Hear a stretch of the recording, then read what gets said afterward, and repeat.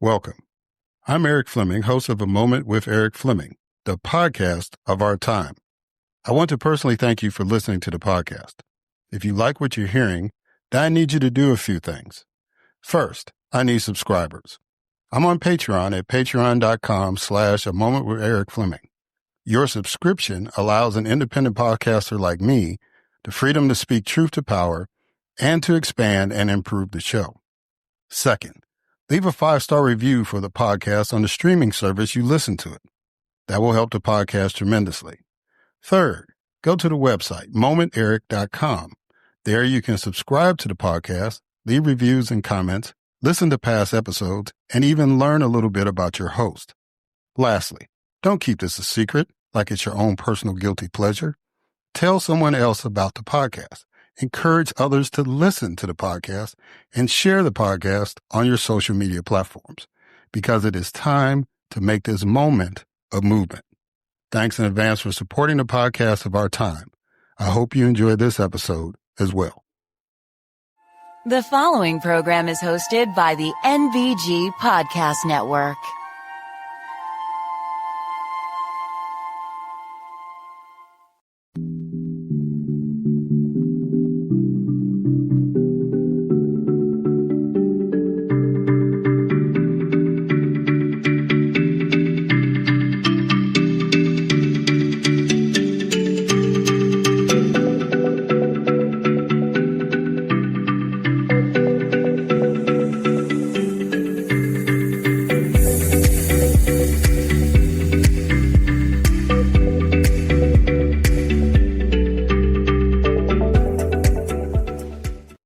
Hello, and welcome to another moment with Erik Fleming. I am your host, Erik Fleming.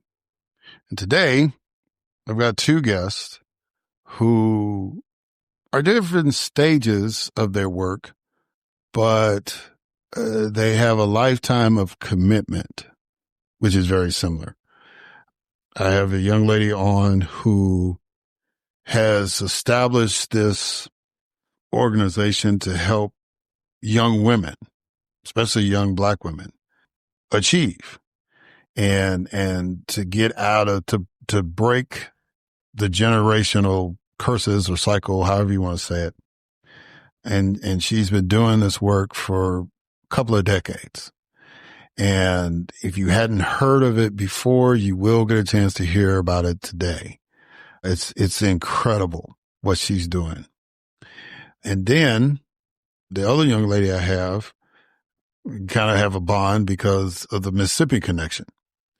But she is a lobbyist in Washington, but prior to being a lobbyist, she has been, on Capitol Hill working with members of Congress and all that. And so we want to talk about, kind of like when we had my friend Glenn Rushing on, just kind of talk about what the atmosphere is like lobbying and, to kind of tell y'all, if you need some help, why you need to get a lobbyist, right? Especially to navigate what's going on now. So I'm real excited for you all to hear this. And as always, we need your help so we can continue this. So you can go to patreon.com/A Moment with Erik Fleming and donate or subscribe, right? And the subscription is only $1. Now, I do have tiers if you want to give more, and I got some swag attached to that if you give more. But, if you just $1 a month would go a long, long way for us to continue to do what we're doing. And when I say us, me, Grace, the good folks, and especially Leonard Young at NBG Podcast Network, just support independent podcasters, especially as we deal with the political subjects that are going on. And if you want to do the same thing I'm asking as far as donate, but you want to know a little bit more about the podcast, then you go to momenterik.com And that way you can catch up on some episodes. You can learn a little bit about me. You can see all the guests that I've had on the show. I literally had somebody ask me, it's like, well, who have you had on the show? And, I dropped some names, but I also directed her to the website so you could see. So everybody that has been on the show as a guest, you can see that. You got their bios and all that stuff. And then, there's some episodes where it's just me talking, especially the early days, right? And, but you can have access to all of that. Every episode I've ever done is on that website. So, if you're a first time person or you've been listening, but you came in a couple of years in or whatever the case may be, you can catch up with everything on there. So please check out the website if you want to leave a review, all that stuff. All the stuff I said at the beginning, I'm saying it again, but just, whatever support. But the most important thing is that you're listening to this podcast, and I am greatly appreciative of that, and I am humbled that you're doing that. So now that we've got the housekeeping out of the way, it's time to go ahead and kick this program off. And as always, we kick it off with a moment of news with Grace G.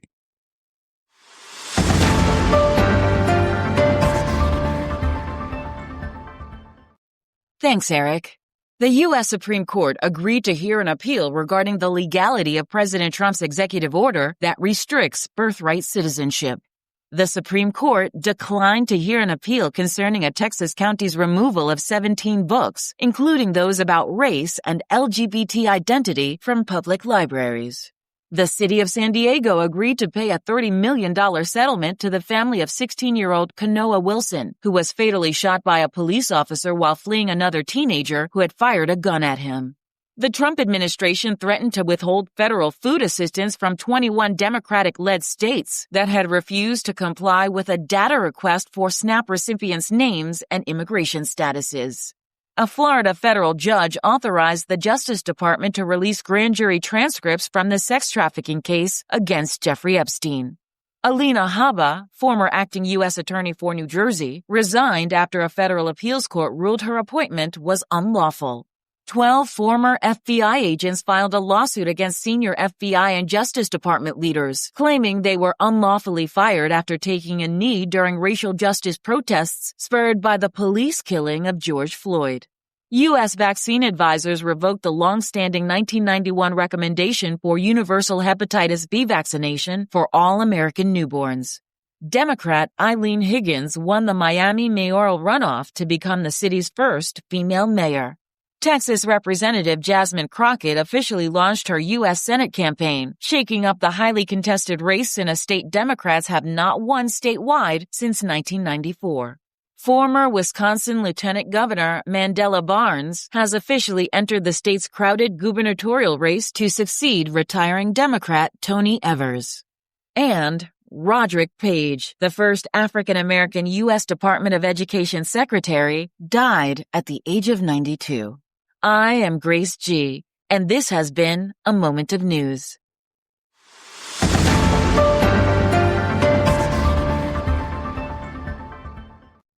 All right. Thank you, Grace, for that moment of news. Now it's time for my guest, Cheryl Ann Wadlington. Cheryl Ann Wadlington is a global change agent and leading consultant in the field of personal growth. Recognized by the White House as a 2016 champion of change, Wadlington was honored for her leadership and work in developing extracurricular enrichment for marginalized girls. The national fashion and beauty journalist founded and became chief executive officer in 2004 of the Philadelphia-based Evoluer House. Under Wadlington's leadership, the organization has delivered award-winning empowerment programs over the past 21 years to more than 10,000 teen girls of color, experiencing unique social and emotional challenges and barriers to success. The Evoluer House works to equip the most underserved and hardest to reach girls in Philadelphia with essential tools to become college-bound and career-ready, thus breaking the cycle of intergenerational poverty. As a testament to its success, 100% of Evoluer program graduates attend four-year colleges and other institutes of higher learning. Wadlington is an accomplished writer, television personality, and sought-after motivational speaker who has reached millions of people through such outlets as Vogue, Elle, Self, Life and Style, Lucky, C-SPAN, NBC's iVillage Live, and NPR, with her advice and perspective published. Wadlington is co-author and contributing editor of Soul Style, Black Women Redefining the Color of Fashion, which drew much-needed attention to Black America's female style leaders from Pam Grier to Diana Ross. In 2013, she authored the critically acclaimed The Diva Girl's Guide to Style and Self-Respect to inspire girls throughout the nation to take a bold leap towards success. Wadlington served as a spokeswoman for Procter & Gamble on its hair and skin lines, and she was a national publicity director for Amdi Products. An accredited member of the press corps for New York City's annual Fashion Week, she's featured in The Tent, a 2011 documentary chronicling the ready-to-wear collections and some of fashion's biggest names. Wadlington founded Evoluer Image Consultants. For her clients at Evoluer Image Consultants, she assembled an all-star glam squad who have worked with the likes of Beyoncé, Alicia Keys, and Mary J. Blige. She also taught fashion journalism at Temple University, where she orchestrated internship opportunities for her students at some of the top fashion houses and publications in the world, including Gucci, BCBG Max Azaria, and InStyle magazine. Wadlington is a Philadelphia native and alumna of the New York's Fashion Institute of Technology, with countless proclamations for her contributions to youth development from such dignitaries as the governor of the Commonwealth of Pennsylvania and New Jersey State Senate and General Assembly. She has had an impact that transcends borders. Bermuda's former Minister of Education, Dame Jennifer Smith, applauded Evoluer House exemplary program for moving girls toward greatness. The London-based NGO A Safe World for Women recognized the organization for its efforts in nurturing at-risk girls. Wadlington has also partnered with government officials in Kenya and the Kaombu County Justice and Legal Committee to empower girls in the East African nation. 1 year before Wadlington was named a White House champion of change, President Barack Obama recognized the Evoluer House for 11 years of service to young urban girls. In 2020, she was one of 10 women in the nation selected by the world's #1 beauty brand, L'Oréal Paris, as a woman of worth. And in 2022, she was appointed to the Fashion Institute of Technology's inaugural Alumni Advisory Council.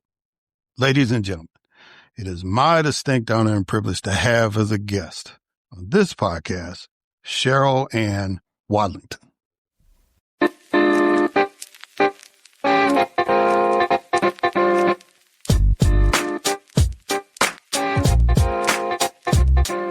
All right. Cheryl Ann Wadlington. How you doing, sister? You doing good? I'm doing great. And thank you for having me on your program, your podcast. Well, I am honored to have you, and happy holidays to you. Same to you. I know if you're in the United States, you're cold. I think there's only like maybe a couple of places where it's not cold this winter. Yeah, it's cold. Yeah.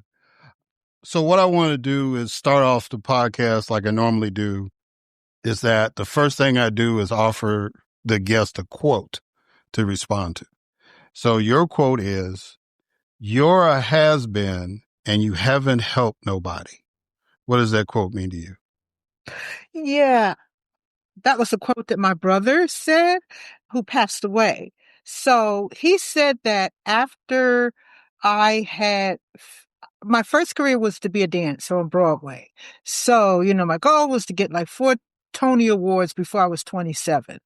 So I fell off stage when I was traveling in the circus in Ringling Brothers Circus as a showgirl and dancer, and tore my knee up, and that was the end of my career. So my brother, who was a minister, he was wonderful. He said, "What are you going to do with your life? You're a has-been and you haven't even made it yet." So that's where that phrase comes from. Yeah. Yeah.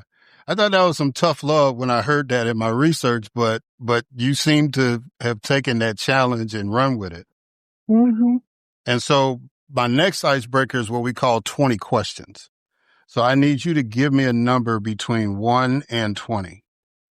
15. All right. When you think about the challenges our country faces, what gives you hope? I'm going to say God, number one, but also the people who came before me, and they had it worse. They survived, so why can't I? Yeah. Yeah. Well, that's pretty succinct, but that's very accurate. I always used to tell people that, whatever I achieved politically, I was standing on the shoulders of others. And so, yeah, that's pretty accurate as far as us Black folks are concerned. Mm-hmm. Outside of your brother's tough love, how did your family kind of influence you to be the person you are now? Well, I come from a religious family, like pretty much like a preacher's kid, fourth generation of ministers, bishops, and all of that kind of thing. I mean, bishops that go way, way, way back. So they were strict. And I come from the kind of family that you just didn't do certain things. If you did, you would get a little whipping. So my mother, mainly, she raised 6 kids alone. My father passed when I was in 6th grade. So, and then I had 2 brothers that were ministers, and they really did do tough love. So they made sure that I grew up to be a lady because I was a tomboy. I was the absolute tomboy. I was rough. I used to play with the boys all the time and tackle football, and I would tackle the guys to the ground. And my mother, wanted to save her little daughter. So she, wanted to make sure I turned out to be something and somebody. So she quickly put me in etiquette schools, finishing schools, dance classes, performing arts schools, modeling schools, put me in beauty pageants. She did everything to make sure I turned out okay, And it's so interesting now that I'm at this age.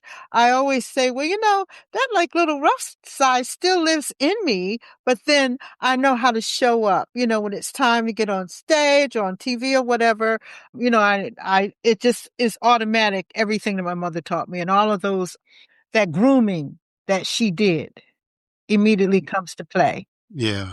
Yeah. And so people who may not be familiar with you, you are like, or you have been, I think you still are, one of the more iconic stylists in the fashion industry. I think you've like styled people for like Vogue, like Patrick Kelly was your contemporary. How did you make the transition from being in that world to being involved in the genesis of the Evoluer House? How do we get to this point?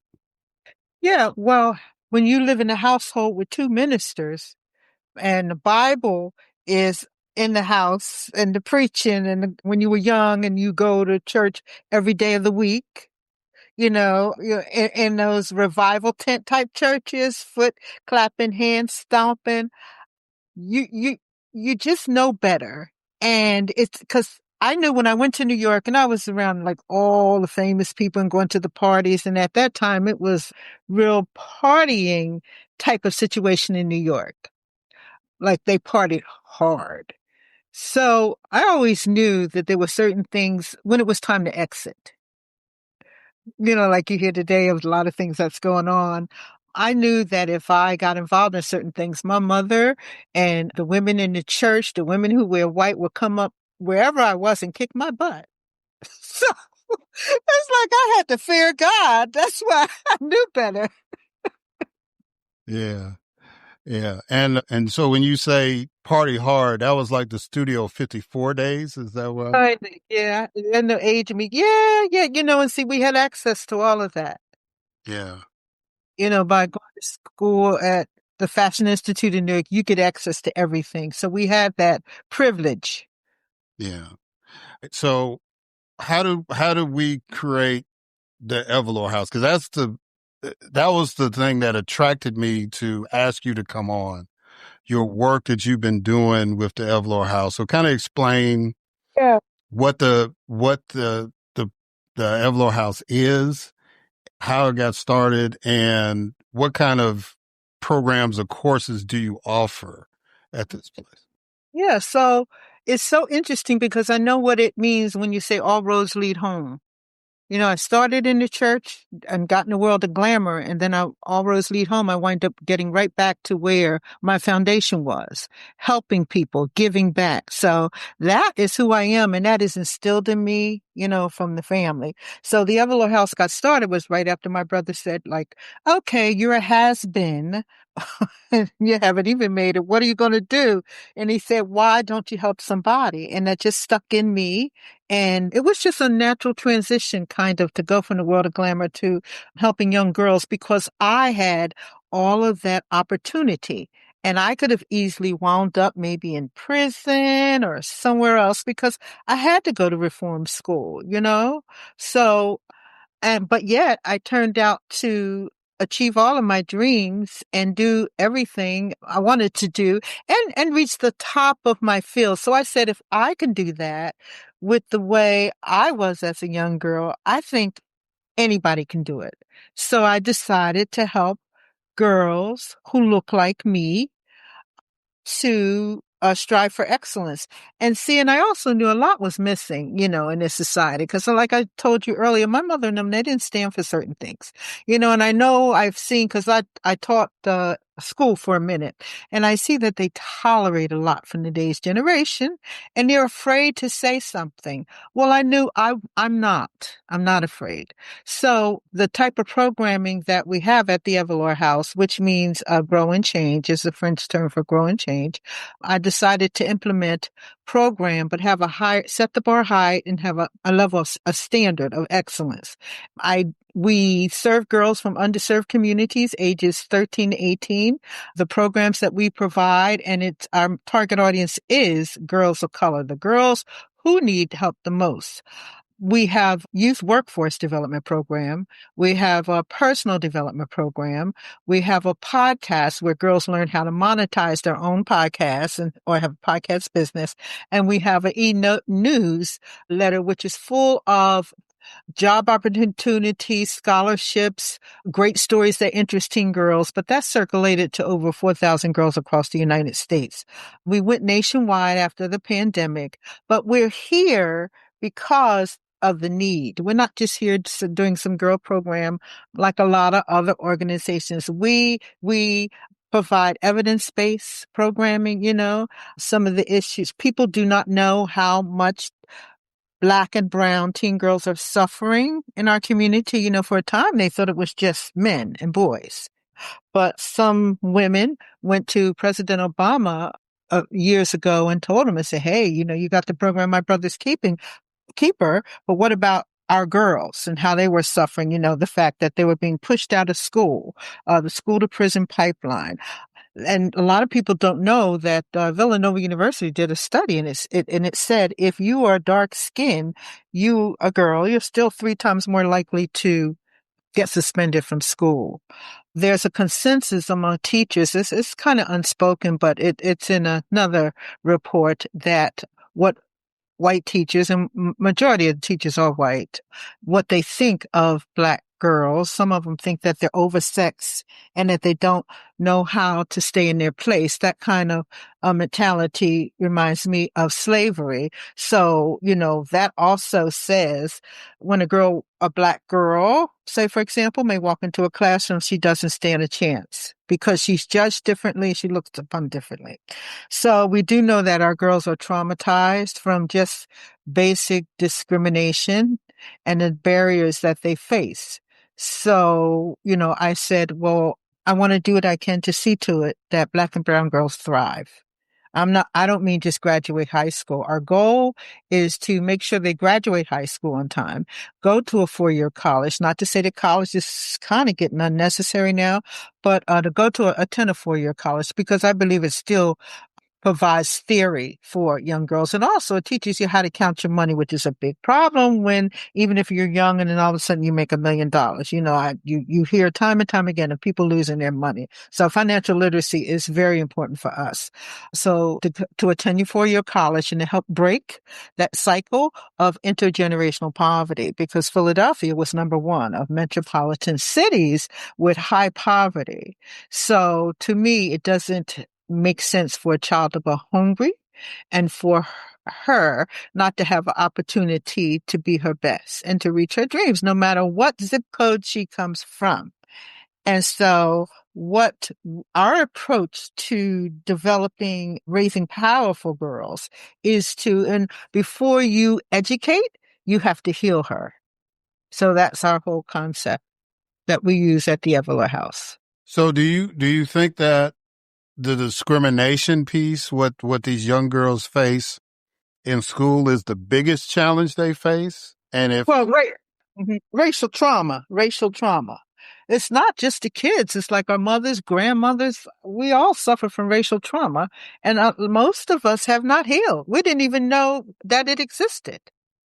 But no, but now we see, and I'm just thankful that I was able to think critically about the approach that I think is good to use to reach these girls. And our outcomes have been great because, of course, you have this system. The system didn't work. It did not work for girls of color. This is what I'm seeing. So we're seeing great outcomes. Our outcomes are 100% graduate and go to college, and you might have read them, or some form of a higher education. 51% go on full ride scholarships. 51% come out of college debt free. So, but even on the more darker side, like I remember at graduation, we heard one little young girl, she said, if there had been programs like the Evoluer House, I wouldn't have even thought about killing myself. So, the suicide rate for teen girls of color, it is through the roof. It's really a crisis. And it went up to something like 182% of years ago. And it hasn't gotten any better. So you have young girls who are, taking themselves out at alarming rates because of whether it's bullying or anything, they just feel hopeless. So how does the house help deal with that trauma, help with because when you're talking about suicide and all that stuff, you're talking about self-esteem and public pressure. And like you said, the racial trauma. How does the house help those young girls? Is it because you've got them in an environment where everybody has an opportunity to thrive? I mean, kind of like, what's the secret sauce in your opinion? How that works? Yeah, well, what we do, we just show them that we love them, which is what they're missing in school. So our teachers, number one, we're very careful about who we hire because of the research. Teachers don't care. And it doesn't matter, actually, from what I'm seeing, if they're black or white. I mean, if you're working in an educational system where you don't have to do certain things to teach kids, I mean, they don't do it. So our educators, we have educators, and we've been lucky because we've been around 21 years. I want to mention that. They're at the master degree level, first of all. We've had some PhDs as teachers, but what I found, they didn't work out right. Sometimes they're too systematic, and the girls didn't like them. They didn't like and so we listened to our girls. So we have a lot of classes that deal with mental health. And one thing we do, we make sure we hire teachers who have a certain level of compassion, which is missing. Things that happen in communities of color are like no other. And it's hard for white people to understand that, whatever's going on in the household. So that's one thing. We really, really vet our teachers. We also have a lot of classes that deal with mental health. We have identity class because we have a large number of students coming in saying they don't know if they're gay or straight. They're questioning. So that's something brand new. I know they got all of these rules and really they were kind of recent to deal with the LGBT community. But I remember one year we had like 75% of the girls said they were gay or questioning or something like that. So that is something you have to know how to deal with. Some of the classes we have are identity. Who do you think you are? The sisterhood, how to get along with your sisters. That's a real big problem. Really, that's a real big problem among particularly Black women. They have a class called intersectionality. We have a class called Title IX. It has some heavy classes. Title IX, girls' rights in education, to know your rights because girls are being treated like crap in school. So we want to teach them how to protect yourself and how to deal with situations. If you're getting suspended, these are your legal rights and this is what you can do. So you just can't get kicked out of the school. Of course, they have the other classes, financial literacy, resume writing, but we let the girls know that this is their house. The classes are interactive, it's minds on, hands on. The girls talk to us. We make them talk to us. So it's a different kind of classroom. I was just talking to a big organization today who want to come in and work with us. And so I asked them, I said, well, what do your workshops look like? And they really couldn't tell me. I mean, they were saying that, oh, we use the PowerPoint and this is how we teach the girls. And so you can't do that online with students. You can't just put in a PowerPoint and lecture to a child. We don't allow anybody to come in our classrooms and lecture to the girls for over 10 minutes. After that, it has to be an interactive experience. Yeah. So my mom established the first teen clinic in the city of Chicago. She worked for the Department of Health. Mm-hmm. And, that was groundbreaking. But, because she was a health educator, it was more focused on dealing with sexually transmitted diseases and pregnancy and all that. But she would try to kind of get into what they were thinking and all that stuff. But your class, what you just laid out, if those young ladies that, were exposed to that, I think my mom's job would have been a lot easier because there's a whole lot of components that lead to certain activities. Yeah. And it sounds like that you over these 21 years have figured out, all right, we need to address this. We need to go after that. And you seem to be very, very flexible in doing that. And that's pretty awesome. You're definitely steps above the public education system as we know it in the United States now, in my opinion. Mm-hmm, mm-hmm. Yeah. Well, another thing is we ask the girls when we have to update the classes, what do you want to learn? Now, of course, we can't take everything in that they say, but say, for example, with our podcast, we may have girls who are on the spectrum. So they decided that they wanted to do a podcast about what it's like to be Black, queer, and on the spectrum. Now, you don't hear that conversation coming out of girls' mouth. So we want their voices to be heard all throughout the world because when you think about it, the young girl of color, particularly the Black girl, has historically been invisible. Everybody thinks she's okay, but she's not okay. So we allow our girls we encourage them to use their voice and show them that their voice matters and can make a difference. Yeah. How has the current political climate impacted your nonprofit work? Has it had an effect on the students? Has it had an effect on you raising money? Has it had no effect at all as far as what you're trying to do? Yeah, I guess I would say, am I going to let it impact us? Again, I draw on those indigenous things that we did in the past that made us come over and get through it. So we're not going to let it. I always talked about federal funds for years. I said, you got to think twice if you want to take federal funds because people can control your work. So we were lucky where we minimized that. I think the impact for us is the ability to take certain books is out of the libraries, out of schools, that sort of thing, minimizing our Black history. I think that's traumatizing to Black Americans across the board, whether you're young or old. So that, and it's almost like you can't listen to everything. I think all Black people need a therapist, but these days, self-care is big at Evoluer House for the girls as well as our instructors, because some of the things that we deal with is very heavy. It is absolutely heavy.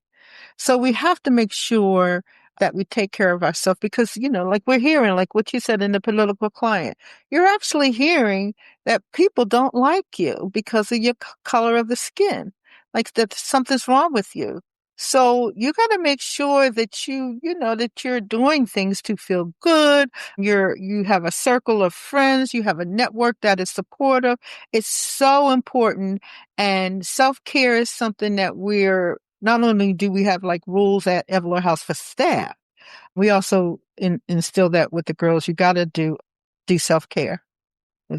For Black women, it's a must. Yeah. So since you mentioned government, the concept of the Evoluer House manifested from work that you were doing with the city governments in Camden, New Jersey, and in Philadelphia. Mm-hmm. What would you like to see other local governments do to help empower underserved girls throughout this country? Other cities, right? Yes, ma'am. That's really deep because every city has their own government. That's going to take a lot of work. And then, some cities have corrupt governments. I'm just being honest, because I've seen it. I had to experience, getting money from wherever it came from, federal or whatever. And next thing you know, the money's stolen by a government system. And so just children have to suffer because the program has to end because of that. So you were saying, what did you say? You asked me about how does government impact? Well, what would you like to see other cities do? But based on that little short answer you gave, it sounds like it'd be better that it's a nonprofit organization outside of local government rather than being connected with government. I think sometimes you got to watch it. Yeah, you do. And I'm being honest, and this is my experience. I know locally, I was just shocked at the way government would treat children of color and what they thought was acceptable. So, again, it's this mindset that we don't have to do anything or we don't have to do much, or, you could throw crumbs to the poor little Black and brown kids. Yeah. Well, as somebody that's been an elected official and has had to fight those battles inside of the Capitol or inside of halls of government, I definitely understand what you're saying. Mm-hmm. And I am not just trying to say, oh, well, you got to have government to do it. But, I just wanted to kind of get your opinion about that, because there's a lot of people that feel that way, that it's like, I don't trust the government to do this and all that. It don't matter if I got some good people in government that I trust and they'll fight for us and all that. It's just the system is so messed up that we've got to do what we need to do. We need to be self-sufficient to deal with our children. Yeah. So that's why I do what I do the way I do, because the system has failed us. Yeah. Mm-hmm. So COVID kind of forced the Evoluer House to go virtual. Was that a blessing in disguise for you? It was. It really was, because that's how we went national. The minute we put the word out there that registration was open, girls came from Atlanta, Texas, Arizona. They came, and then we got our first international student from Liberia. I don't know how she found us, but social media is, the World Wide Web. So yeah, it was actually a blessing. Now, the unfortunate thing, we have parents that died. A lot of parents died. The kids had to go out and work to support the family. Then they got sick. And I think the impact that it had, particularly on the Black community, that it's not talked about much. It was a terrible impact. And even I had caught COVID, and I do everything I can now not to catch it again. Because a lot of times we have a succession plan in place, but a lot of times when the leader, dies, the dream dies. So, people are always asking me, and I think it's out of their pure ignorance, when are you going to go back in person? I want to see you in person. In person sounds good, but they just got like little peaks of COVID popping up, and we're just not ready to go back because also your employees, if they catch COVID, they can sue you. So we're not ready yet. And the fact that if we can get our outcomes and do powerful sessions online, I mean, our outcomes are amazing. Why do we have to really rush to get back in person, which is somebody else's wishes? So, a lot of times, people aren't really doing great work in person, but, we've managed to be able to really serve our girls well and with quality programming. Yeah. So the challenge of, like you said, it's like it started off in-house. You've branched out now through the internet, but you're still getting the same outcomes as you were getting when you had the girls like in your physical presence. So Yeah. I mean, if you're getting the same result, why mess with it? Just consider it an opportunity to continue to grow. So speaking about growing, let's close this out by, since this is the holiday season and people like to give during the holiday season, how can people support the work that you're doing at the Evoluer House? And how can people get in touch with you if they want to get some ideas about how to do something similar, or just, how you get through the day, whatever? How can people reach out to you and support the Evoluer House? Yes, so they can contact us through our website, which is evoluerhouse.org. And they can follow us on social media to get an idea of some of the things that we're doing on social media, on Instagram, and it is the Evoluer House. On Facebook and Twitter, it is Evoluer House. So we welcome you to come and connect with us. But I'm easy to get in touch with. I just ask that you call we like to talk about how can we help our girls.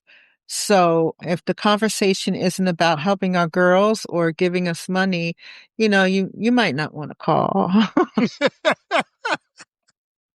Also, I'm going to say right now we have a online auction going on, but this is airing Monday. It's going to end this week, but you can always give too. You can donate on our website. We're always looking for grants and money. It takes a lot of money. It costs more than $1,000 per girl to educate our girls, and we get out there and have to raise that money. So we could always look for support. Well, Cheryl Ann Wadlington, let me just say this to you. I think that not only did you accept your brother's challenge, but you've gone above and beyond.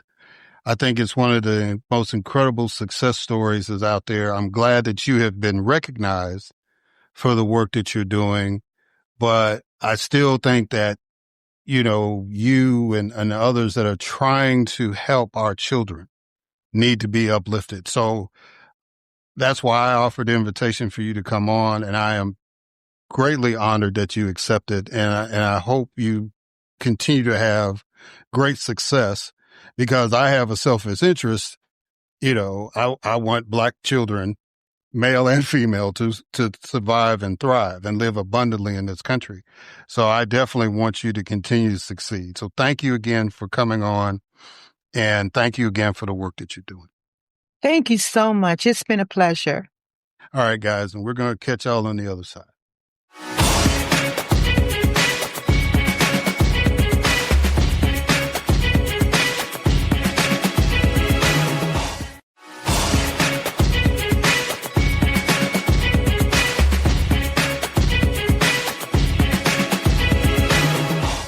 All right, and we are back. And so now it is time for my next guest, Kristen Torres. Kristen Torres. She is a public policy strategist with more than a decade of experience at the intersection of advocacy and legislative strategy.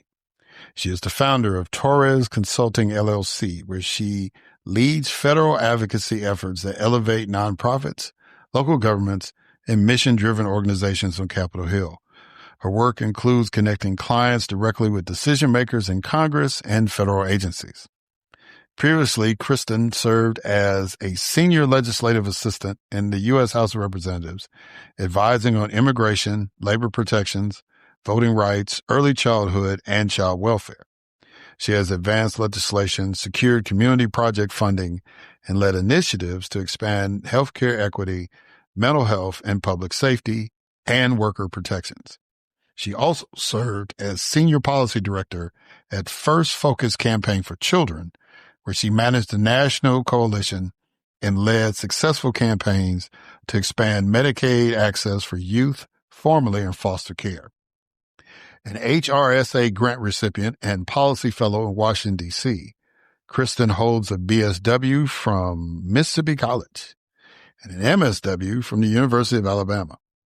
As a single co-parent of two teenagers, she brings a lived commitment to making public policy accessible and ensuring that communities most impacted by federal decisions have a voice in shaping them.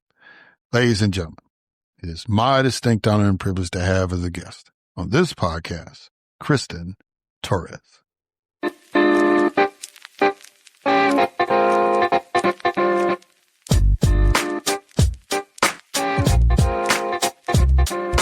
All right. Kristen Torres, how you doing? I'm well. I'm excited to be here. Well, I'm honored to have you on. I noticed something about you and I said, yeah, I need to have her on. I usually try to get people that are doing things and they may not get all the headlines.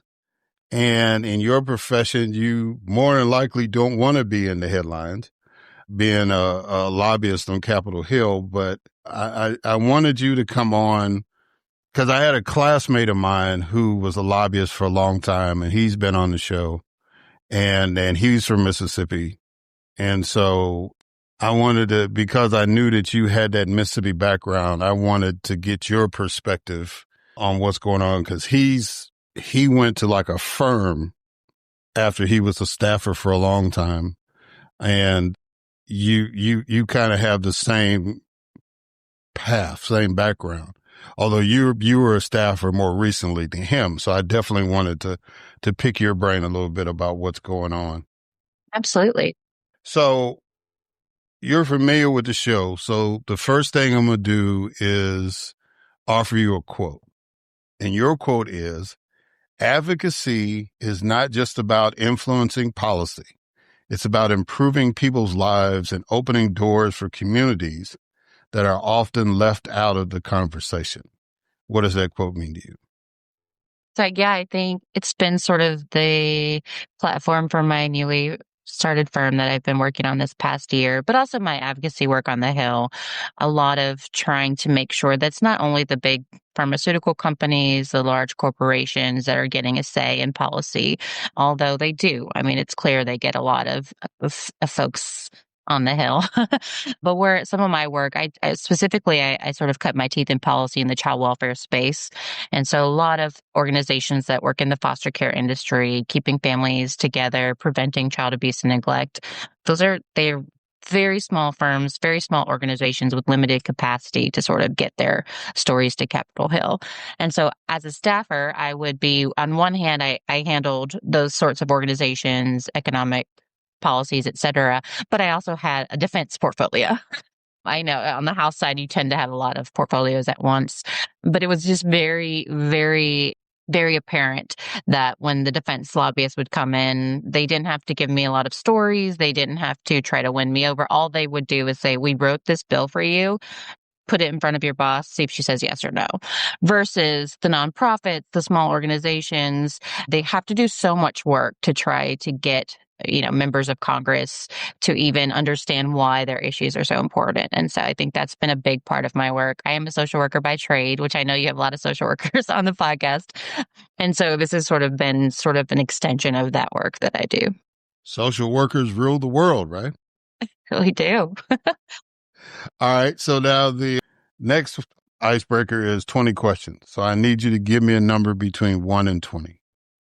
I'm going to go right down the middle, 10. All right. What one fact do you wish people who voted differently than you in the last election knew? Do I wish they knew? Sorry, could you repeat that? What one fact do you wish people who voted differently than you in the last election knew, I guess, about you? That's interesting.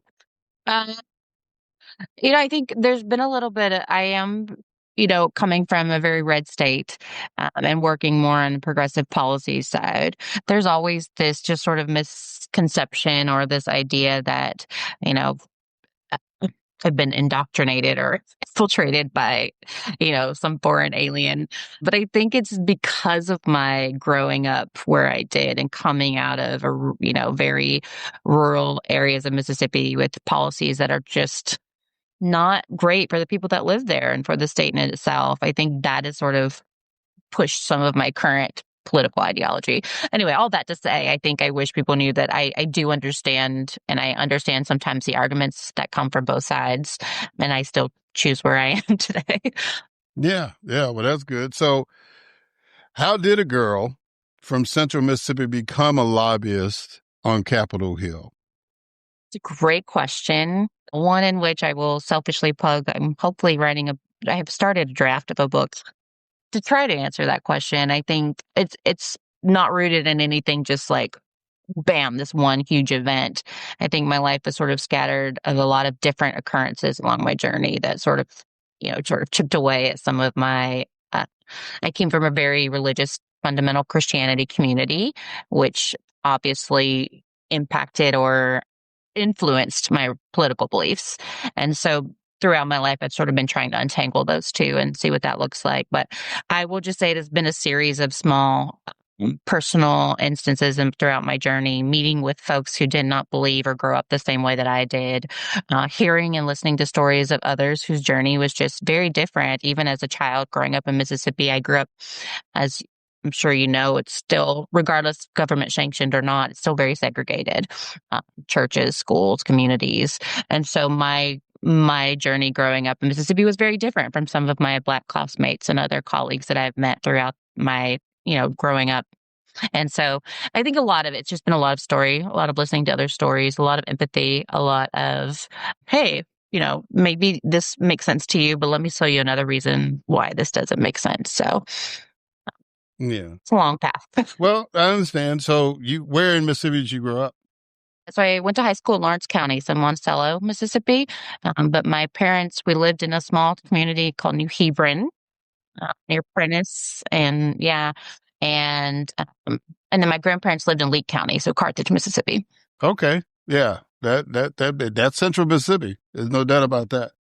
And you ended up going to Mississippi College. Well, so yeah, I guess I didn't really fully answer your question. So I grew up as a preacher's kid. My dad's a pastor, very charismatic and very admired pastor, still is, in Raymond, Mississippi now.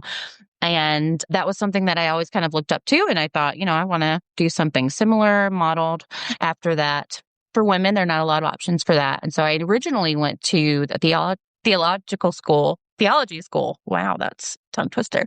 To study Christian counseling. And it was, sort of my version of what my dad was doing.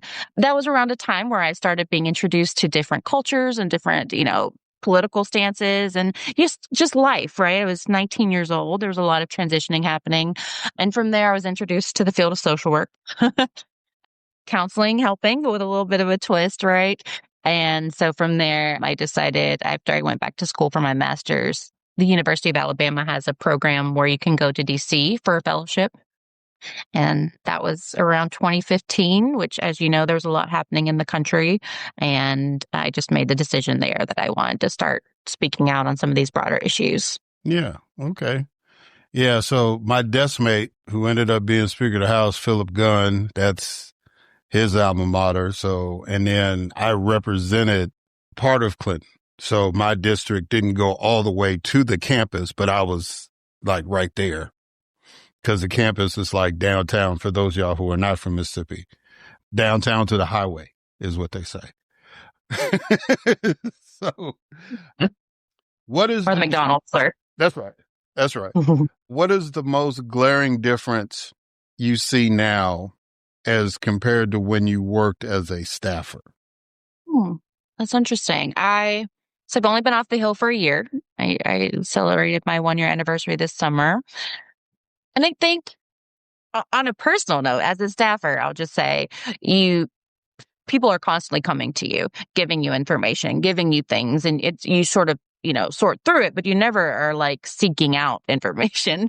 And just on a very logistical level now, being off the Hill, I am the one now looking and saying, hey, can you get me information on X, Y, and Z? Or, how can I find out what really is happening based off of this news article that I just saw? So that's been one just on the logistical side. I think the other thing is, because I am no longer sort of tied to a specific member of Congress or district, I have a little more ability to work. I will say bipartisanly. I do a lot of bipartisan work, but it does give me just a little more breadth in who I'm able to reach out to and talk to versus I was sort of working with a certain group of members when I was a staffer. If that's helpful. I guess the other question I want to ask is how did somebody from Mississippi end up working for a representative from California? Yeah, a lot of people ask, and I'm sure, it's the same. Maybe, I don't know if it's the same on the state level, but when hiring assistants, they're looking for both policy expertise in the areas in which the member has to focus on and wants to focus on, as well as familiarity with the district and or state that they are from. So for me, the particular office had a very specific policy ask that they were looking for in their child welfare, child care, human services, as well as their civil rights and immigration. So it's hard. Usually folks don't do the intersection of those two. And I happen to have that experience. My family, my dad, my grandmother is Native Hawaiian. His family lived both in Hawaii and in Southern California. So I do have a lot of family still out in Southern California. Okay. Yeah. Yeah. Cause usually the Congress people try to get people, definitely for in their districts, they pick people from within the state. But in Washington, a lot of people pick people from their state because they don't trust anybody. When they get there, and they want to have a connection to home, and so that's why they'll bring people up. So it gives people from respective states. It doesn't matter if it's Mississippi, Georgia, Idaho, Wyoming. It gives people from those places an opportunity to start a career in DC if they want to. And that's actually another point that I should have brought. I do have, my political views are very progressive and democratic, and so they're not, from Mississippi. We got the one member of Congress that I have the option to work for, and at the time I did get to meet him and speak with him, and he was like, "I've got a student from every school currently." So yeah, we do have to kind of get creative in who we reach out to. Yeah, well, at least he got to meet you because you were a student in his district, so that's important. But like you said, when you only have one option, you kind of limited on what they could do. How much of a challenge has the current political climate been to your work as a lobbyist? And I understand it's only been a year, but how has that been? Because you said you have a bipartisan clientele. So how is that working out? Yeah, I think it goes to your point of that trust. There's a lot of mistrust of people across the aisle.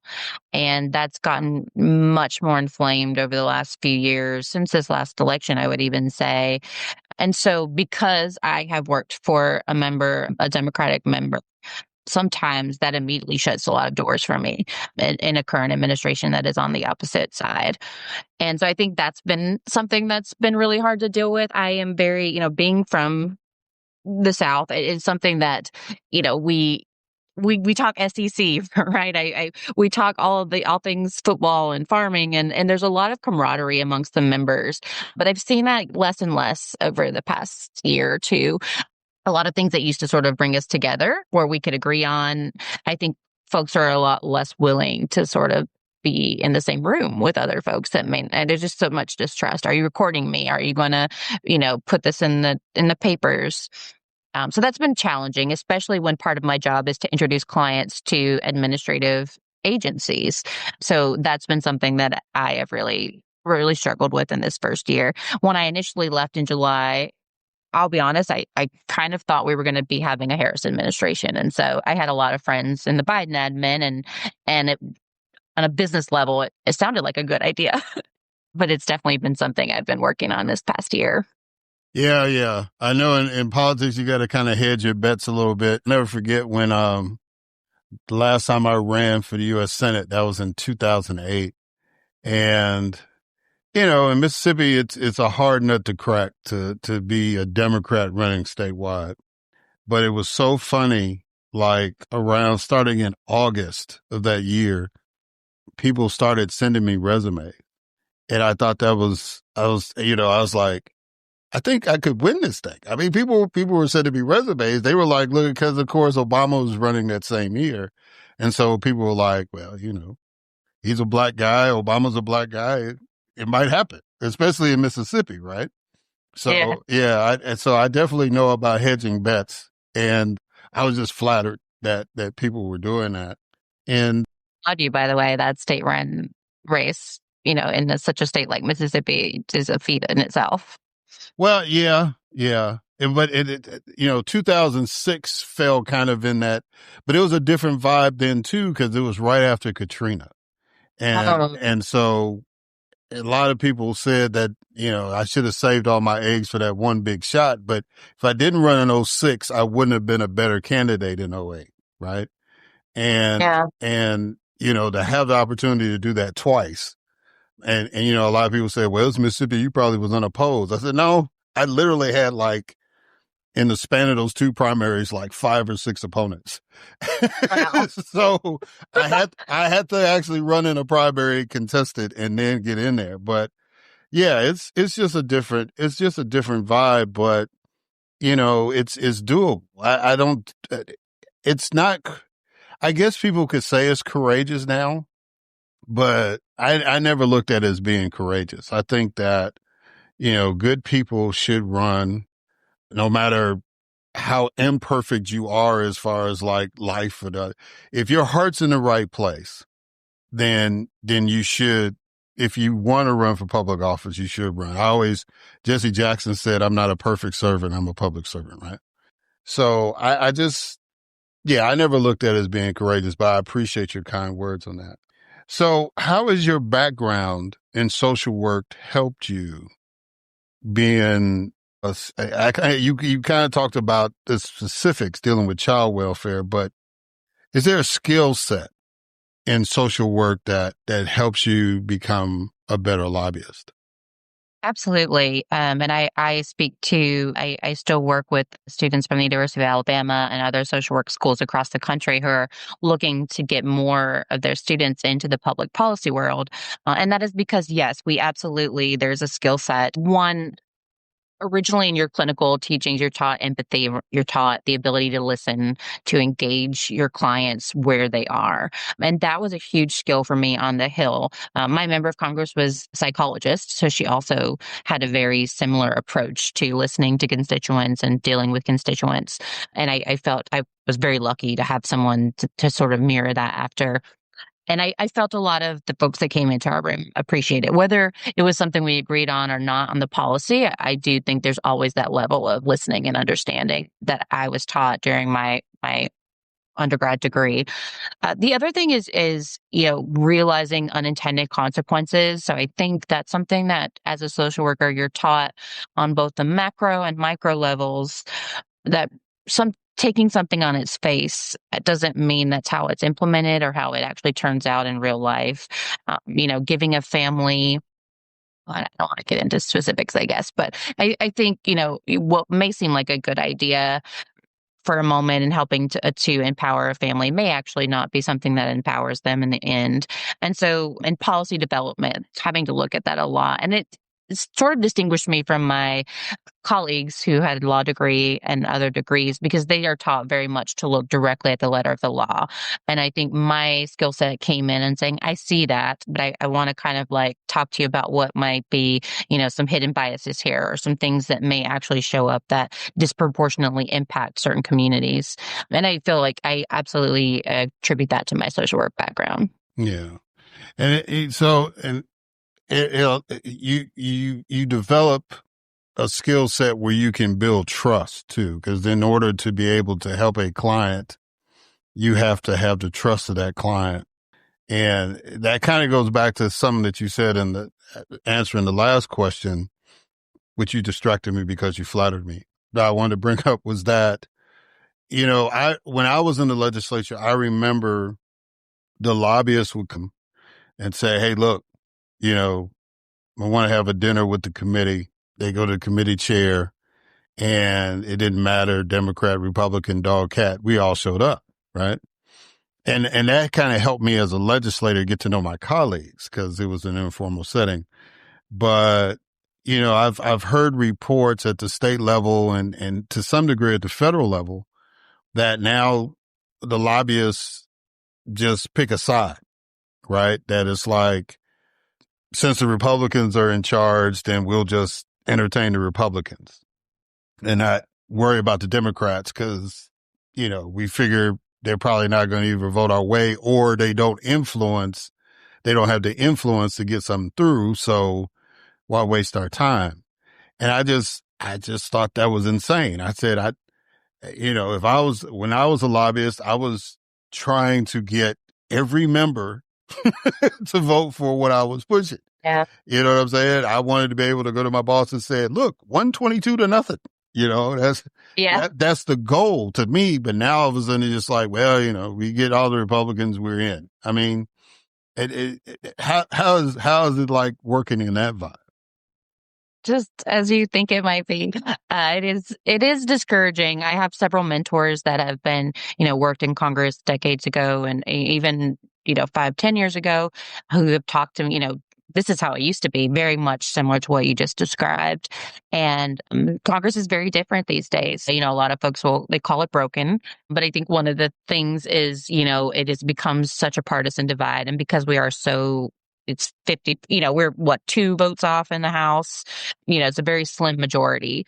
And so trying to think of strategy to push something forward, you do have to sort of focus on, okay, let me tailor my messaging towards one party and let me talk about my client's needs in a way that they will understand and that they might be sympathetic. And then you sort of pivot and turn to another party and say, okay, I want to talk about the same issue, but I want to put it in words that maybe you appreciate a little more. So there are not really options where you have everyone in the same room. But I do know there is this, an increasingly number of folks that are looking to, stay within that bipartisan margin. Yeah. Yeah. I have a classmate from high school and she stayed in Chicago and she had a niche because, Chicago's a heavily Democratic city, but people run as Republicans from time to time. And so she basically she had built a business where it's like, all right, you Republican candidates, you want to win in Chicago, let me do your messaging for you, right? So you can relate to these people that you're trying to get to break a tradition. So I think it's a very important skill set that you have to be able to go up to somebody from, I don't know, I'm going to pick a Wyoming, the representative from Wyoming who's a Republican and ask her, hey, look, I need you to look at this. Yeah. And turn right around and go grab somebody from New York State and address the same issue, but put it where they can understand. That's a very special skill set you have to have. Yeah. And I think it's only our current situation has only inflamed that. I think there used to be, there were ways that you would talk about things that, you would yeah, try to think, oh gosh, sort of tailor, how you talked about a certain topic. But now there are words on both sides that you can't use. You can't use certain words or they immediately block you out because, the media, social media has sort of said, this means this. And so, yeah, it's a very fine line and takes a lot of just sort of just listening. Yeah. Why do you think there's a negative connotation associated to lobbying? Lobbying. I think partly what I mentioned up front is that historically, access to lobbying has been big money, large corporations, large, big pharma, et cetera. And I think, and I won't say it's just a theory. I would say even in practice, those are generally the ones that get their voices heard by a member of Congress over a large portion of their constituents. And so I think that rightfully so, has sort of followed through with the term. I do think there is an effort to sort of expand who has access to lending their voice to members of Congress and to the agencies and to the administration. It's a David and Goliath fight for sure. Yeah. Yeah. Lobbyists used to get mad at me when I was in the legislature because I would introduce like 150 bills a year. And they say, there's no way you could pay attention to all that. And I said, if I came up with the bill, I probably have a good sense of what I was pushing. Yeah. They said, why do you do that? And I said, well, obviously you don't want to work because Yeah. if I didn't introduce this bill, we wouldn't have a conversation, right? And they just kind of like nod their head. That's it.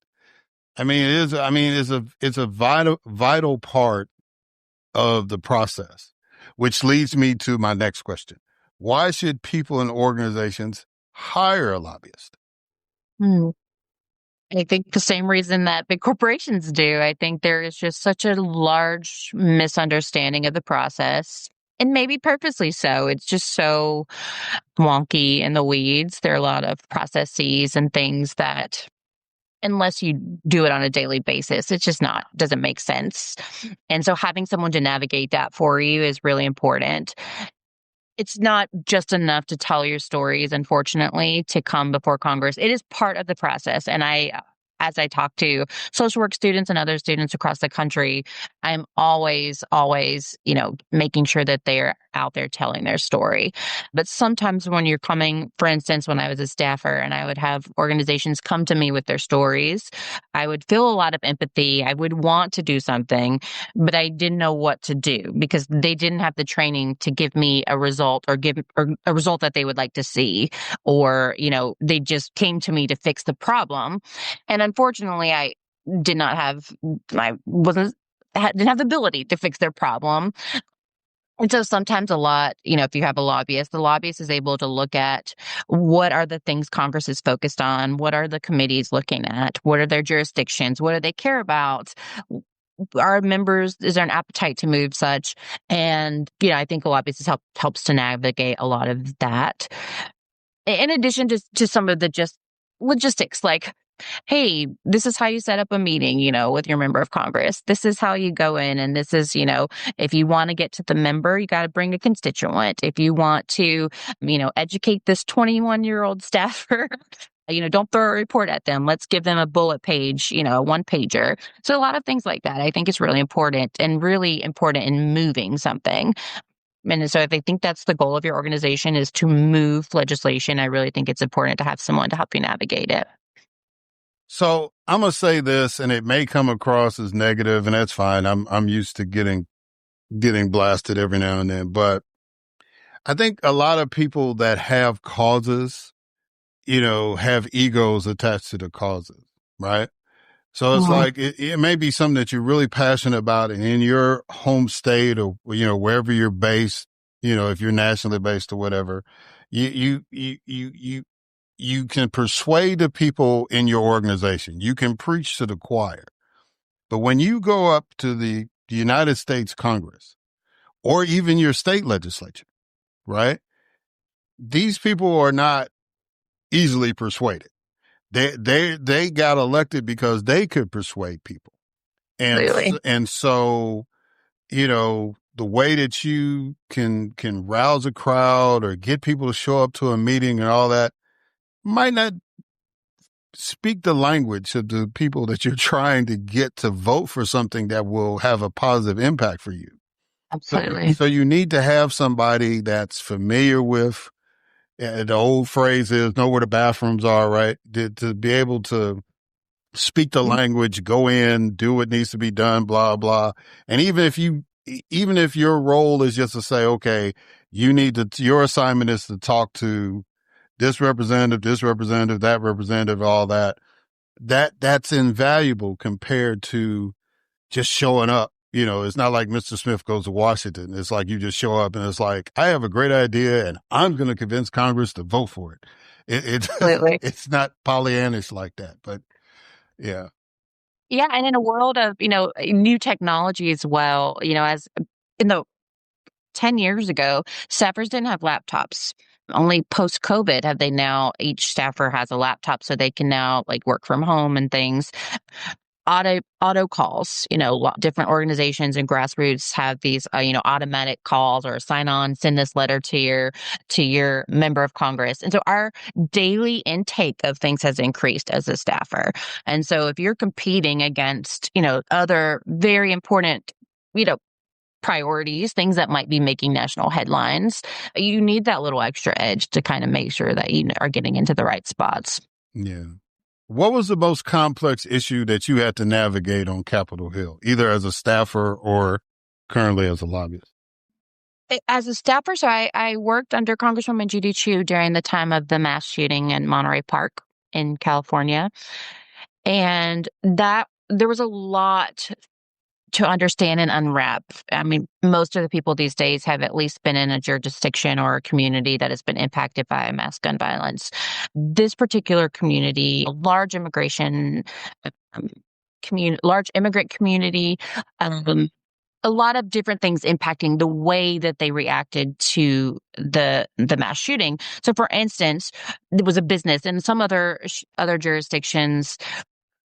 It helped to raise awareness. They helped to bring, memorials to the site to make sure to memorialize those that had lost their lives. But in this particular community, the site became a negative thing. They didn't want memories of that negative thing that had happened. It had negative thoughts and negative things connected to it. The businesses sort of there were some closures. They lost a lot of business, and it really impacted the community broadly. Additionally, there were things like getting assistance to the victims and victims' families. These particular families who were U.S. citizens, but because of their immigrant background and immigrant-connected families, did not want to accept assistance from the state of California, any sort of federal assistance that came, because they did not trust, if you're giving me this, what do I have to do in return? Or what does that open up? Are you going to look at my visa, and does that open me up to suspicion for such things? Then there was the added, mental health issue that was on top. We have a lot of new policies around the country about mental health and gun violence. And unfortunately, what we learned in this process was they're largely in English, which understandably a large portion of our population does speak English. But for those in communities which are called limited English proficiency, a lot of these materials and things are just not available. So understanding some of the things they might have been able to do, reporting, the issues surrounding the shooter, and et cetera. There were a lot of things that we felt in the aftermath could be improved. And so it was an interesting take on being in a very specific community that had very specific needs. And so I think that was one of the biggest pieces of my work during Capitol Hill. Currently, most recently, I represent the County of Los Angeles, so I work on their Health and Human Services portfolio, and the issue of SNAP benefits has been a huge, both on the national level, but also at a county level. We are one of the largest county in the country. And so the impact to the number of people and families and residents that has had has been extremely difficult to try to mitigate. Yeah. And, that's a fact that's lost on a lot of people, that Los Angeles County is the largest county. Because what about New York? I said, New York, the boroughs are counties. So it's like the New York City is represented in 5 different counties. Yeah. When you break it down in county government and folks are like, oh, okay, I didn't realize that. Yeah. There's a reason why they do stuff. Yeah. So I can imagine that's a heck of an undertaking, especially with the Olympics coming up and all that stuff. That's a good lick to have that contract to be with Los Angeles County. Last question. What advice would you give someone who wants to become a lobbyist? All right. That's a good one. I say, choose your portfolio and areas in which you're passionate about. I think it does take a lot of passion to get through some of the hoops that you have to jump through. But I think if you're passionate about getting your client in front of whoever they need to be in front of, I think that helps a lot. I would say hone in facial expressions. I have struggled over the last year to have a poker face.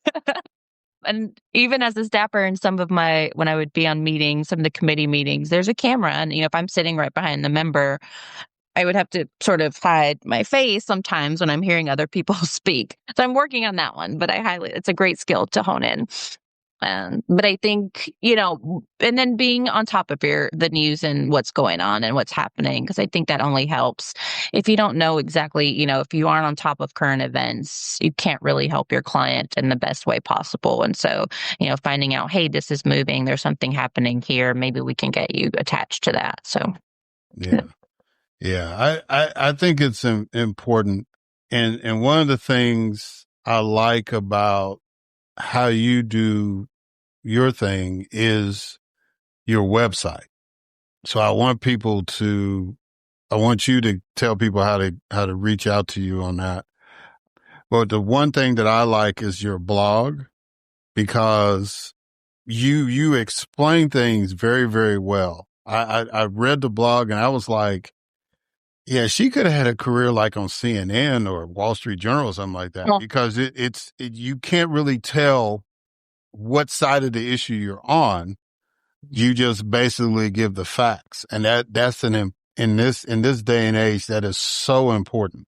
And you're you don't write often, but when you do write, it's very, very detailed. Thank you. And very on point. So for other people to enjoy that website and that blog like I did, how can people reach out to you? How can people, if they want to hire you or they want you to kind of explain how the process works, go ahead and make your pitch. Absolutely. I mean, I'll put my Venmo in the chat. No. But so my firm is called Torres Consulting, and my website is torresdcconsulting.com. And yes, there's a contact button there. Feel free to reach out to me via email. I'm always trying to just pull out cards, and anybody that's interested, both in learning about a career in, lobbying and policy, and or if they're interested in looking for a lobbyist for their agency. Well, Kristen Torres, I greatly appreciate that you've stuck your toe in the water and you're out there doing that you're taking your expertise and trying to help people, navigate their way through this political process. Like we've stated in the interview, it's needed, and you may not think it, but if you want to be successful, you gotta have some help. So I appreciate that you've taken the time to do that. And I appreciate you coming on the podcast. I appreciate so much the opportunity. It's been great to catch up with someone who has some Mississippi background as well as state legislature experience. So thank you. Yeah. Amen on the Mississippi part. So happy holidays to you. And again, thanks for doing this. Thanks so much. All right, guys. And we're going to catch y'all on the other side.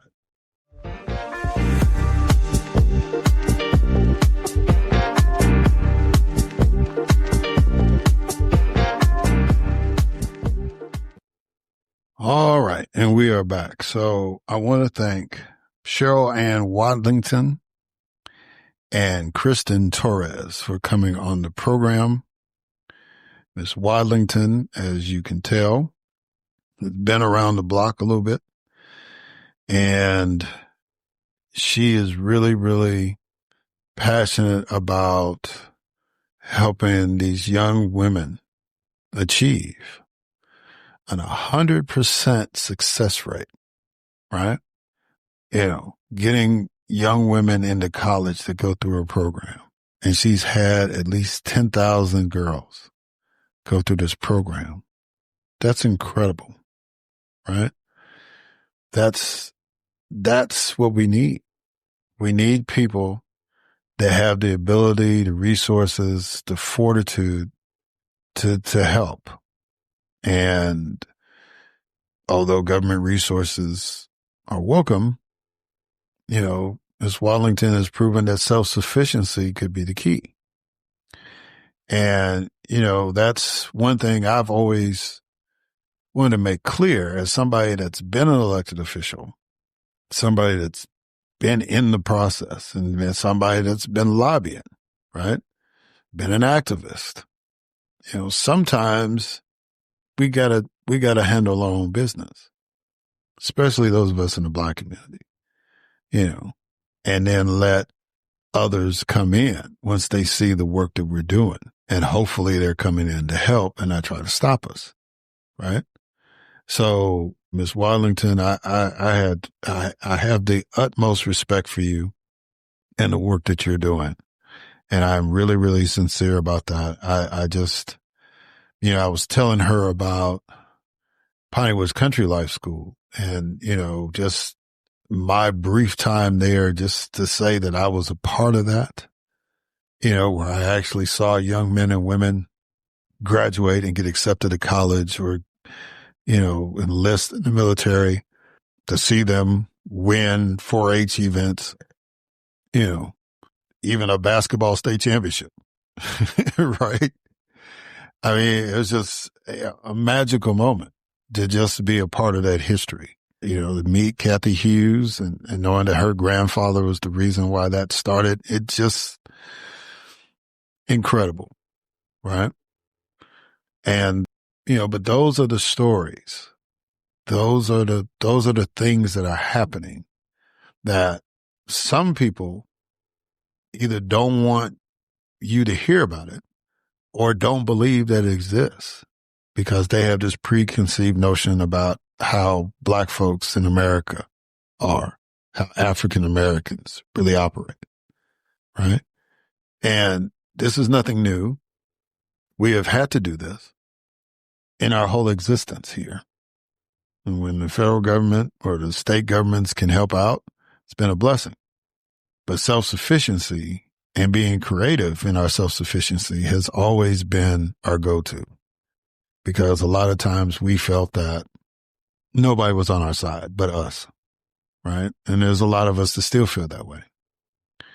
So my goal with this podcast is not only to talk about politics as, who's winning elections and positions on policies and, shenanigans and all that stuff, but also to talk about and uplift the people who are doing the work and to let folks know that in the Black community, there's a balance between government and taking care of ourselves.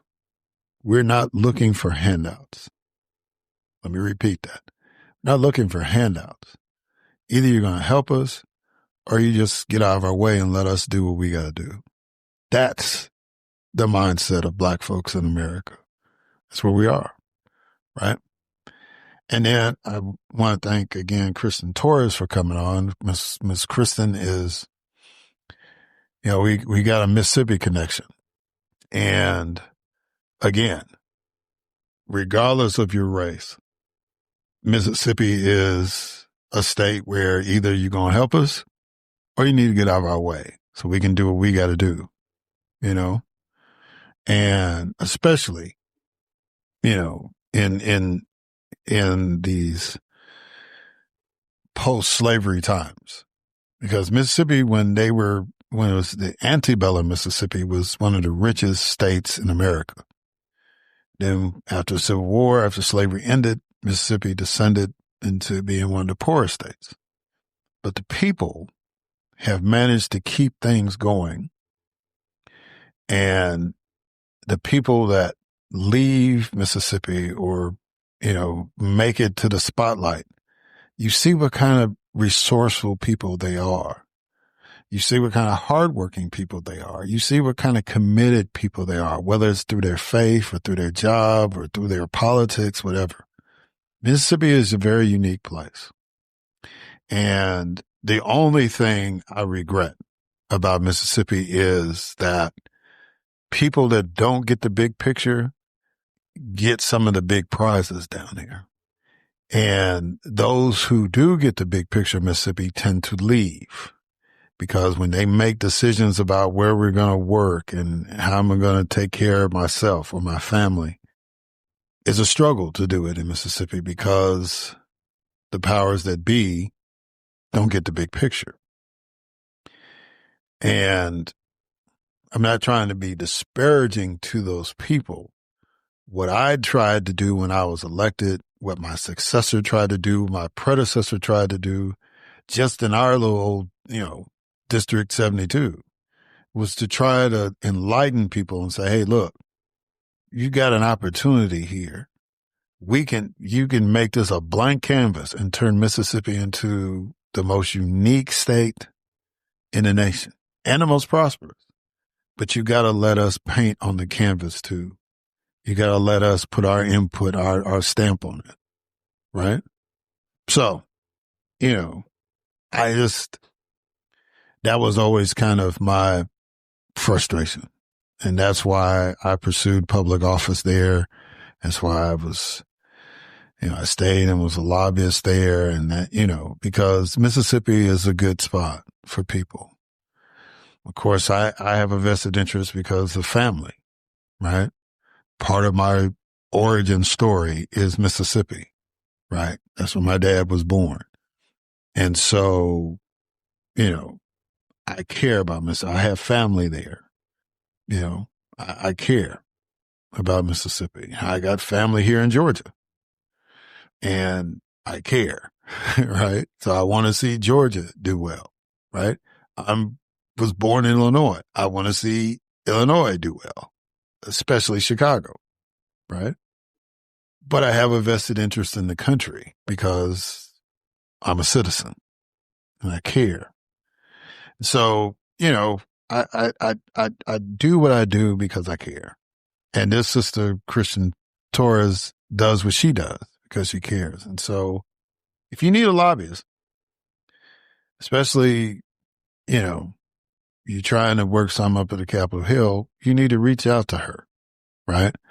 And, she's, just, there's a way to get in touch with her, just like you can get with Miss Wadlington if you want to donate to her cause too. Just, there are people that care and they're not all just black people. There are good people here in this country. Despite the image that's being projected on your television screen or throughout the world, the majority of the people in this country care. And they believe in doing things well, and they believe in people living abundantly. They don't really want to see other people suffer, but they do have a selfish interest to make sure that they're not suffering too. And we have to respect that, and we have to balance that. And when people, because we encourage folks for self-care, right? I've had numbers of guests that advocate that. You've got to take care of yourself to take care of others. So we get that. But we also have to never lose our empathy, which I think is where we're at politically now. I think there are people who think it is fashionable to not have empathy. I think there are people now who think that it is fashionable to be callous, right? And so every election, especially from this point forward, we have to remind them that empathy is okay. Giving a damn about your fellow citizen is really the objective. The preamble of the Constitution says that we're supposed to promote the general welfare, right? You can't promote the general welfare if you don't give a damn about your fellow citizen. You can't do that. We want everybody to have their individual liberty to believe and practice their faith and love who they want to love and all that stuff. But you have to be reminded that we're in a society together, and we do have to look out for one another. We do have to be our brothers and sisters' keeper. We do have to do that, because that's the only way that we can continue to move forward. You know, a lot of people, I shouldn't say a lot, a number of people don't get that. And, you know, or they get too selfish, right? You know, because there's a moment where we have to take care of ourselves, but sometimes we have tunnel vision, and what may be great for you may be terrible for your neighborhood. Case in point. So I don't know if you've heard this story before about the deer, but there was a young lady who had a deer show up in her yard, and I think it was somewhat injured or whatever. So she kind of nursed that deer, and then the deer didn't want to leave. Deer felt safe. So she reached out to the city leaders, and they kind of told her, well, hey, you know, state law doesn't allow you to have a deer as a pet. So she got with her local legislators and asked them to introduce a bill. And the bill had traction, and she got media attention. And so now we are literally voting on a bill to allow her or anybody else in the state of Mississippi to have wildlife as pets.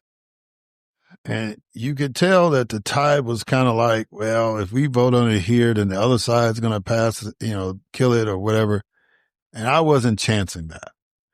And so I, along with a couple other folks, got up there and railed on the idea. And I reminded people that while it is good that she has this good heart and she wants to take care of this animal, her neighbors could contract Lyme disease. It could be an epidemic. And it's not the fault of the deer, it's just the way nature works, you know. And, you know, a neighbor gets bit by a tick, another neighbor gets bit by a tick, and all of a sudden we've got an epidemic. And so even though her heart was in the right place, and it seems like a good thing, it would not be beneficial to the welfare of her neighborhood for her to have that deer.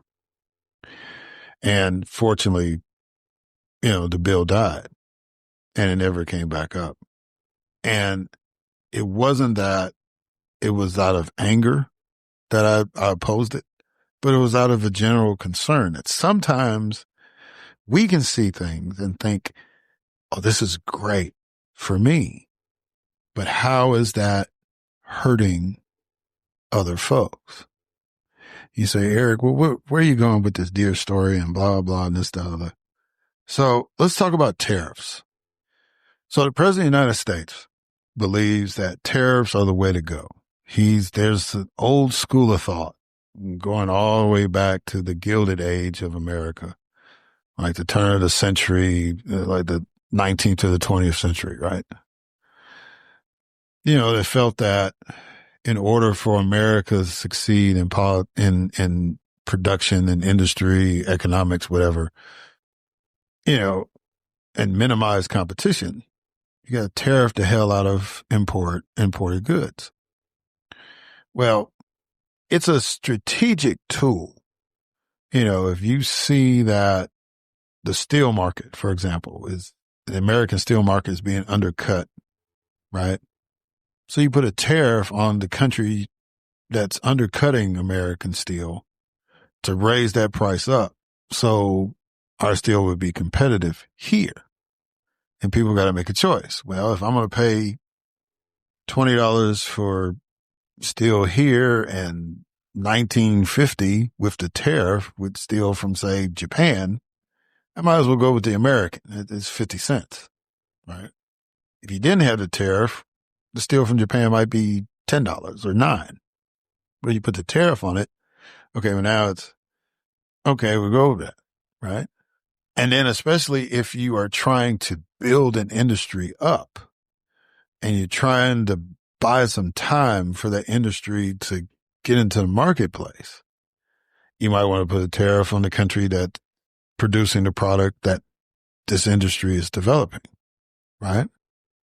And for argument's sake, you might think, well, a blanket tariff policy on every nation in the world, including nations that don't even trade with us, nations that don't even have people. They just have penguins. You want to put a tariff on everybody. You're thinking, and you're trying to sell it as if, oh, we're going to generate all this money. We're going to be able to knock down some of the national debt. We're going to be able to fund some things that we need to fund in the government. And we're trying to convince people to buy American stuff, right? All that sounds great.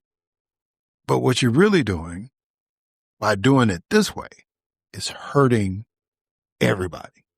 You're not only hurting the Americans who are consumers, who are trying to buy something for Christmas, or trying to buy something for graduation, or trying to buy something for somebody's birthday, or just trying to buy something because I got this new job and I need this suit, or I need this dress, I need these shoes.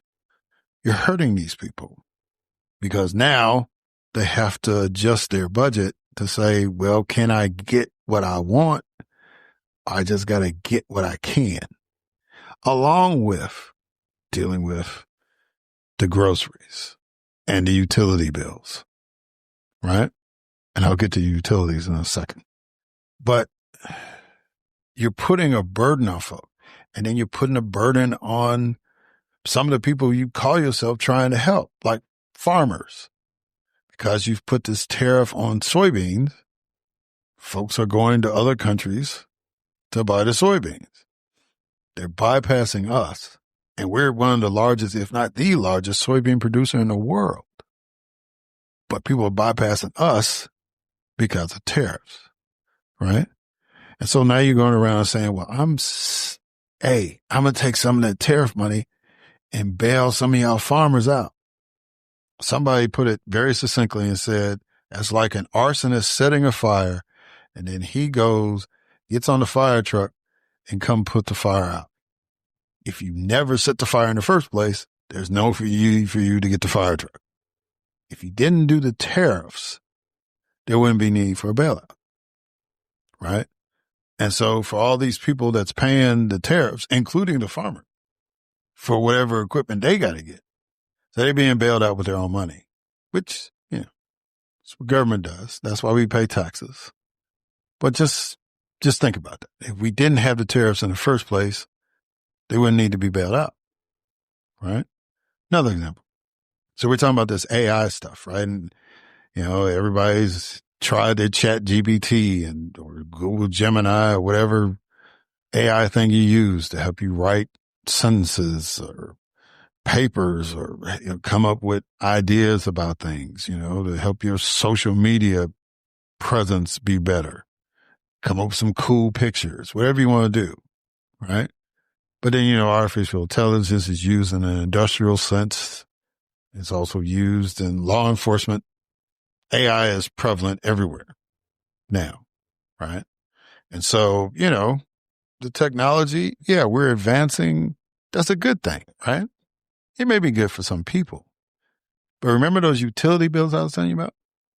To generate the power, to generate the computers, to do the AI stuff, water and electricity are needed, especially as we have these hydro plants powering these electric turbines so we can get the juice to run all this AI stuff. And it's like, everybody's like, oh, well, we gotta build our capacity and all that stuff. So that means more water resources needed, more electricity being used. Rates are going to go up. Rates are going to go up for water usage. Rates are going to go up for electric usage. Because not only do you have to make sure that those are powered, but you got to distribute the electricity to the grid.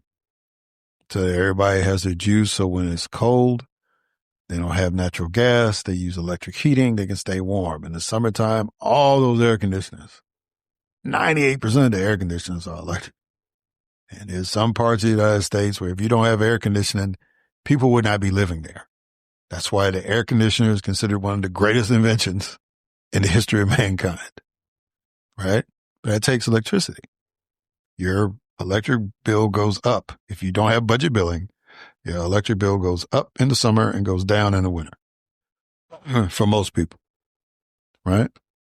Now, AI, like we said, great thing. But if you do too much of it, you get down a rabbit hole and just have tunnel vision. There's a environmental and economic impact that's hitting everybody else. That's why you can't be too selfish. You have to have a balance. You have to care what other people think. But when we have a political climate where it's like, I want y'all to be loyal to me, but I don't give a damn about you. I could care less about you.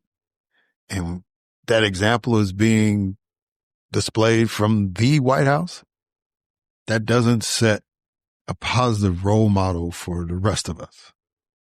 There's literally a generation of human beings that all they've known is this one man being the president of the United States with somebody that served 4 years in between. Literally. Right? I have lived through and seen a Reagan generation, a Clinton generation, and an Obama generation. My parents lived through a Roosevelt generation and a Kennedy generation, right? So now there's people that's going through a Trump generation. And so if the leader of the free world, the most powerful man, quote unquote, on the planet, shows no care, shows no empathy, shows no loyalty to just the very country that he represents on the world stage, that's going to have an impact on people, children growing up in this world, people that are becoming young adults, becoming politically active. And so when we lift that kind of behavior up or tolerate it even, it's not good. We have to be a nation in order to fulfill our destiny, fulfill our creed, fulfill our objective to be the city on the hill. We have to care about each other. You ain't got to like me. I ain't got to like you. But if you're struggling and I can help, I'm going to do that. And I hope you would do that for me. And that's the country I want to live in. That's the country I believe that I do exist in. It's just that we have these moments where we get caught up in our pain and our anger, and we forget our empathy, and we allow people that don't give a damn about us to make decisions about our well-being. So I'm just asking you all, please, focus in on the good. Take care of yourself, but make sure that once you are solid, that you do your part to make sure other folks are solid too. Because that's what the real meaning of being an American is. Not some tough guy that can order somebody to fly a drone and blow up a boat. Not some guy that thinks it's all right to lie to an elected official or cuss out a reporter or to own somebody, right? I thought we got the memo that owning people is not cool in the United States. They literally fought a war about owning people, right? Let's get out of that mindset. We can compete for things, but we can't be destructive in our competition. We can challenge authority, but we don't want to substitute authority for anarchy or collective authority for a monarch. We need to focus. We need to care. We need to be empathetic. It's not weak to give a damn about your fellow human being. It's actually the opposite. Weakness is being selfish.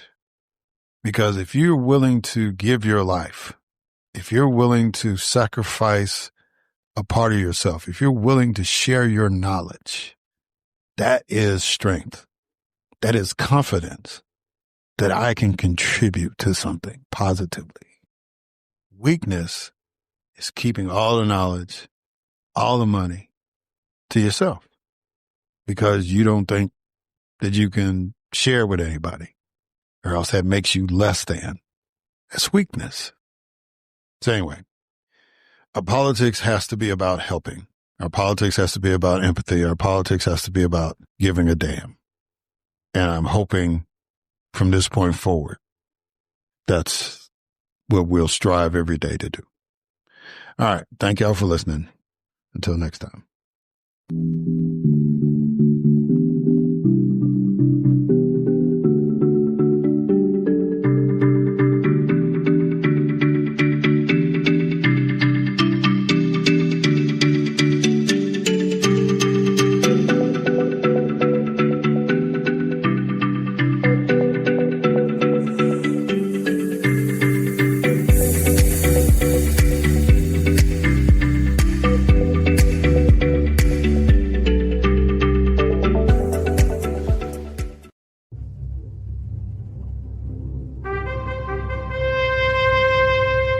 NBG Podcast Network.